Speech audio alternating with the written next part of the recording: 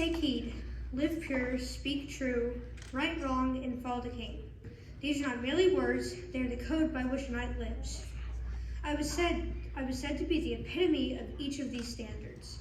Today I will tell you about my birth and knighthood, some adventures I embarked upon, and my search for the Holy Grail.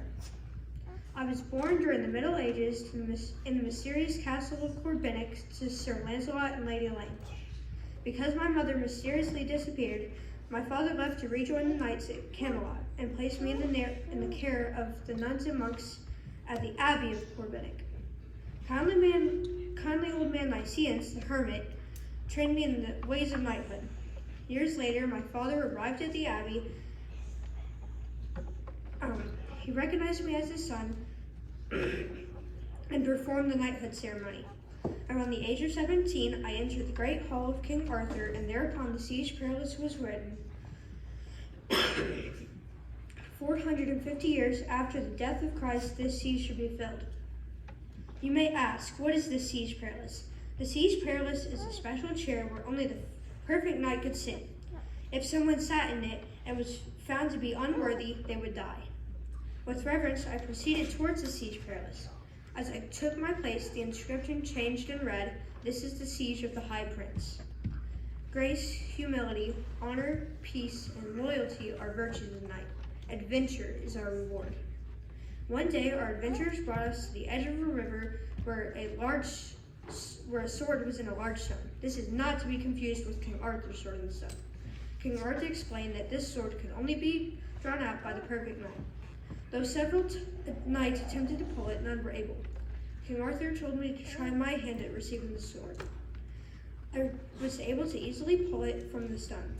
Days later, I met a boy who was struggling under the weight of a fishing net. While I was helping him, we heard a blood-curdling roar. We went over the hill and found Sir Bors fighting a fearsome beast.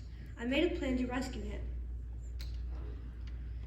I would run and fight the fearsome foe, and the boy would capture him with his net.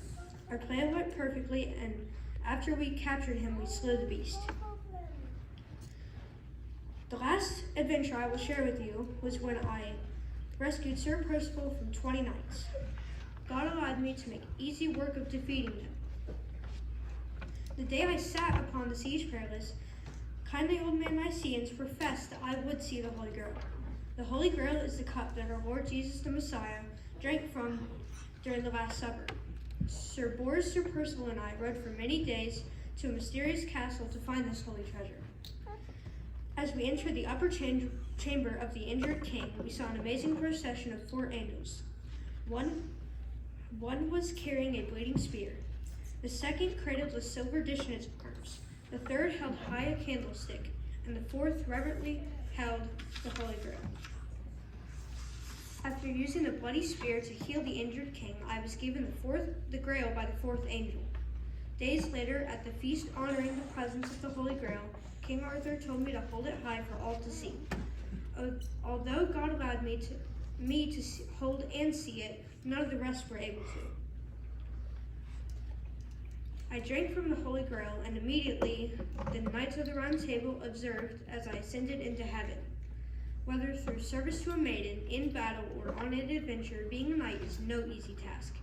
Although I was raised far from my parents, it was a great honor to be knighted by my father, who said I far surpassed his own virtue and skill.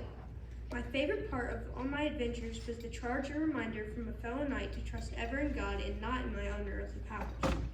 Because of my virtues, I yearn to live out this code, work diligently, and show strength and courage at all times. I believe all of this prepared my heart to receive the Holy Grail and the gift of ascension to heaven. You may wonder who I am. I am Sir Galahad, the perfect knight.